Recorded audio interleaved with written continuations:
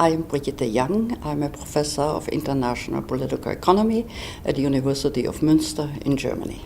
I have also worked in the Enquete Commission of the German Parliament on globalization of the world economy.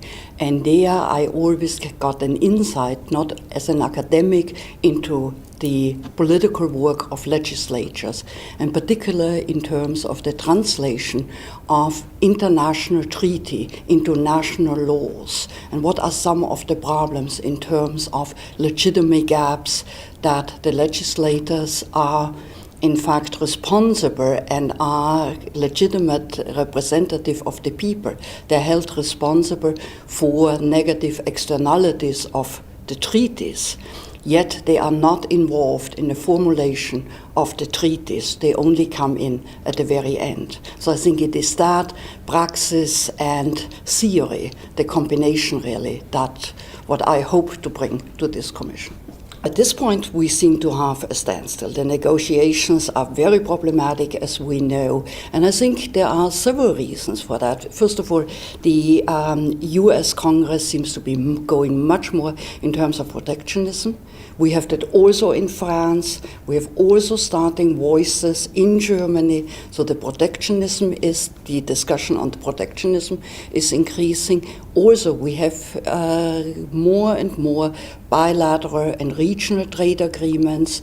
In fact, that's what Professor Bhagwati has called the spaghetti bowl in terms of the regional and bilateral trade agreements. And we have also, one can also say this may be a problematic in terms of Angela Merkel, the German Chancellor, the trade initiative to have a transatlantic trade zone. Now, I think we have a huge economies, the United States and also the EU. However, it would exclude many other nations, and I think it is very, very problematic in terms of, and it would be in terms, I see it as a competition in terms of multilateralism. I see multilateralism, the trade system, as a public good. We need, the problem is the multilateral trade system right now. It is couched very much in terms of an efficiency issue. And efficiency, that means that, for example, if we talk about the notion of global public goods, we talk about the publicness of consumption. Nobody can be excluded who is a member of the WTO. But this is efficiency, but there is very little emphasis on equity. And equity in terms of the two other poles would be in terms of the distribution, the benefits. This is also a publicness, who has benefits from the system. Many developing countries say they do not benefit from it, but also many low-skilled people in the United States, also in Europe, feel they're excluded from the benefits. And also in terms of many stakeholders believe they are not included in the decision-making process. So if we, in fact, enlarge the global public good concept and do not just focus on the economic efficiency, but broaden it to include equity, to link the two, I think we really can make progress in terms of that people feel that it is in their interest to have a multilateral trading system with an organization such as the WTO, and particularly WTO as a rule-based system, which has, in fact, what is Streitschlichtungsverfahren is in English, a dispute settlement system. We are at a crucial moment that I believe these negotiations will not go any further unless we do focus more on the equity issue. Countries, even for example, many African countries, many smaller LDCs will see that they do not benefit from the system as it is right now. And I think one of the aspects I would like to raise, it is not trade per se. Nobody is against free trade, but people in fact want fair trade. And the problem lies much more with the governance structure. So it needs to rethink about the governance structure. And I think there is an incompatibility, on one hand, that the world economy is negotiated at the global level, but politics is still at the national level.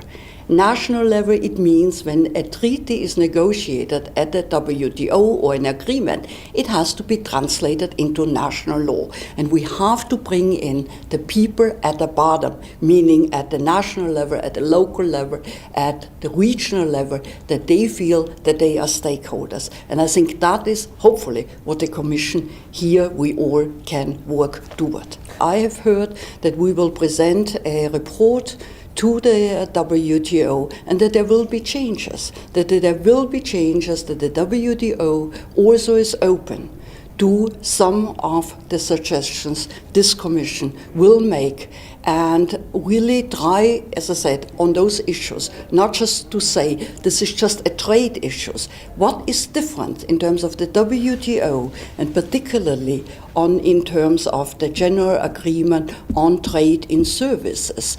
These agreement, as it is called, GATS, does not deal with reduction of tariffs anymore, but it is about in terms of liberalizing services, meaning that you actually impact on domestic issues. And that is something completely new. This did not happen with GATT.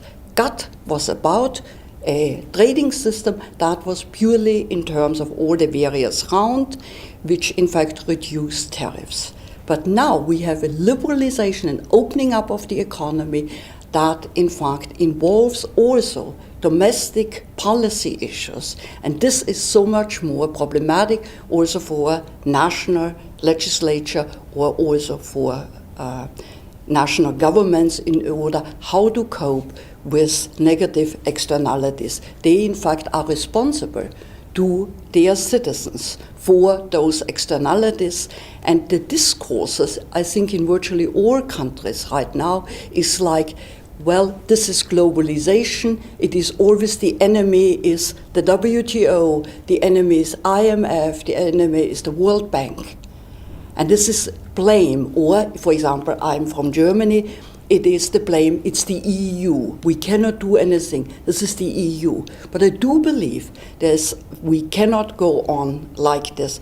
Well, I think the Warwick Commission is important at various levels. The one level is that we have a chance, the first thing, to meet practitioners with theorists.